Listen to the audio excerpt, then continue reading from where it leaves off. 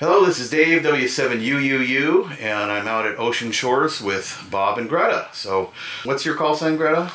KF7KSW. And Bob, your call sign? N7NCP. He got a radio and his license long before I did. When did you get your license, Bob? Years ago, I don't know. It was about 89, I think he got his. And did you do a lot of radio over the years? From the radio club, and other than that, I just associated with things that we did, like the beaches when they had going down on the beach, and we did that and got not involved really, but we went with them to the organizations. And then I had that stroke. That wiped me out for a while, but I wouldn't give up. I just kept pursuing everything I could get a hold of and listen to, and I had it set up for quite a while. We didn't have any set up down here though, but I think I did in the other room, shortly.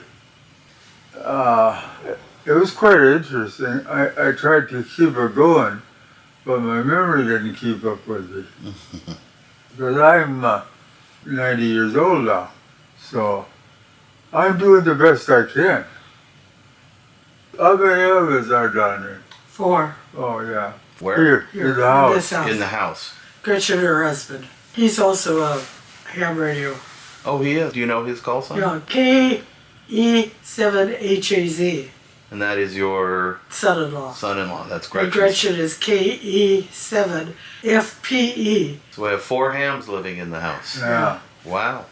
Are they involved at all in radio right now, or? Not right now, no. No. They're all fixing up the place so they can have it the way the outside and all what they want. So Greta, how did you get started in ham radio? Well, I got started after Bob had his stroke. He wanted to be a general. He wanted to get up in the higher frequencies. And he couldn't pass the test, so I went and took the tech when I was 75 and got my tech when I was 75. And then I got it, and then he said, if you got your general, I could talk on the radio with you, with me. So then I went, 3 years later, I went and got my general, and then he said, oh, the extra would be great. She went right into it. So then I went 3 months later and took the extra and passed it so he could get wherever he wanted to go. Well, good for you. I did notice when I looked up your call signs that you're a technician and you're an extra, and I'm glad you answered that one.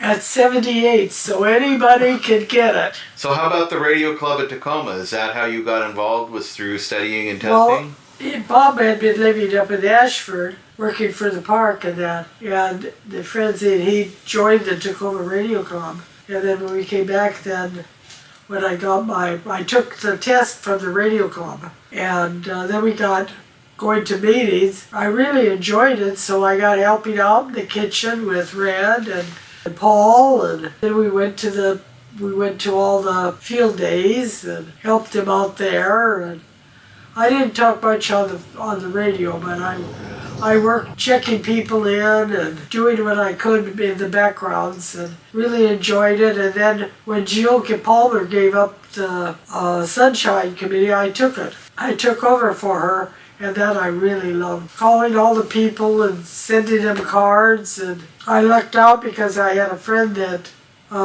she would get all kinds of, the cards in the mail. So she had a whole great big box full of birthday, anniversary, get well, wedding, sympathy, and she didn't want them anymore, so she gave them to me. So I used them and sent them to all the club members. So then all it did was cost us stamps to send it to them. Oh. And then I'd call them when I went through, and every couple of years I'd call the different club members and see how they were doing. And if I didn't see them for a long time, I called them and asked them how they were doing. And I really enjoyed that. Tell me some of the people you remember from the past in the club. Bob Hesselberg and then Jack, and then there was some up in Edenville.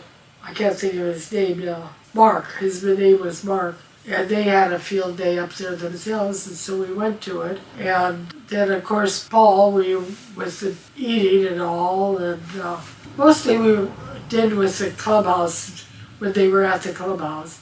And Diane, Oh, sure. SMI, Yes, SIM. or SIM. She would always take her hat off and Yeah. look at it and tell you what her call And then sign call was. in. Yeah. How is she doing? I think she's doing well, last I've heard. Yeah, and then Bruce Hanson, we used to talk to him a lot and meet him and Red. And toward Mother's Day, the club members made breakfast for the wives. So what year did you start going to the clubhouse?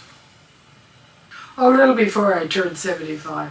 Which was, 2005? okay, so you've been around the clubhouse a long time. So Bob, you used to work for the Park Service. 20 years. I was on maintenance on park rebuilds and replacements for the parks in the whole park. Backcountry carpenter. On the backcountry carpenter, afraid of going anywhere I wanted to anytime. No, I didn't decide. That was decided by people at the park.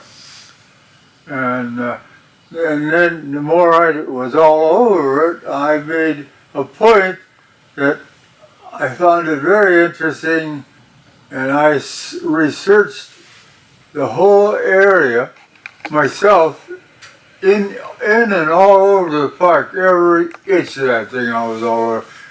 In all the caverns, in the glaciers, and then the summit. I went all through the summit. Which parks? Monterey National Park. And then the park, I was taking care of the maintenance and structures, the whole park. That I enjoyed it all. Okay. And then I got to go anywhere I wanted in the park. At their choice, they'd ask, could you do this? I said, yeah, I'll do it. So I just went and talked to a number of different people. The older I got, the more I pushed it for myself. Well, being right now, being 90, I love it. Still do. What was your career prior to that? Worked for the Boeing Company for 20 years. Oh really? What did you do for Boeing? I was a carpenter on all aircraft for the Boeing Company. Of course, my dad worked for 25 or 30 years in the Boeing Company. Pounded trails in that park so long, I knew every inch of it. I shortcutted through the whole park. All year? All the time. All the time, even in the snow. Oh yeah. The snow part of it, I did. I like the glaciers. So I pursued all the glaciers as much as I could, going down in the caverns and all the tunnels and stuff for the. But Monterey National Park basically started out tunnels for the mines all through the park, all mine shafts. Oh wow. And most of the mine shafts never more than 800 feet at all. Track bending equipment, tracks, all through the park, in the tunnels, in the mountain, everywhere. What did you do in the tunnels? What needed to be Just done? There? explore. Oh, just exploring them. Every time I heard of a shaft somewhere, I got into it and I started exploring them. Oh wow. But they were not very tall.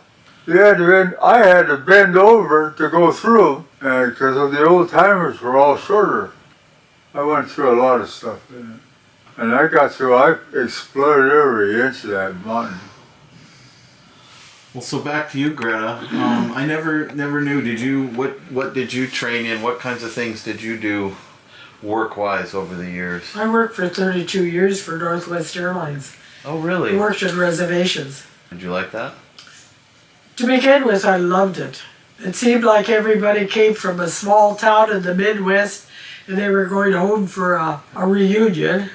You'd always have to find what big city are you close to, because you'd never heard of the little towns they came from. And then I went to Japan one year and went all over Japan and went to Europe. I flew to my relatives in Denmark and Sweden 7 times, and that was wonderful. Mount Rainier, I go back too.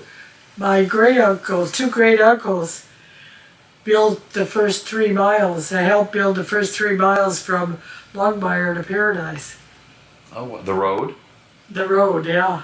And so when I married Bob and all, we went up there, and my grandma said, she was 95 at the time, and she said the first time I went to Mount Rainier took me 3 days with horse and buggy from Tacoma. And now it takes us 3 hours from Burien. Mm. I said, that's quite a bit, I think I really enjoyed from doing with the club was working at the Mike and Key. Working in the In club the booth, yeah. I remember seeing you there a number of times over the years.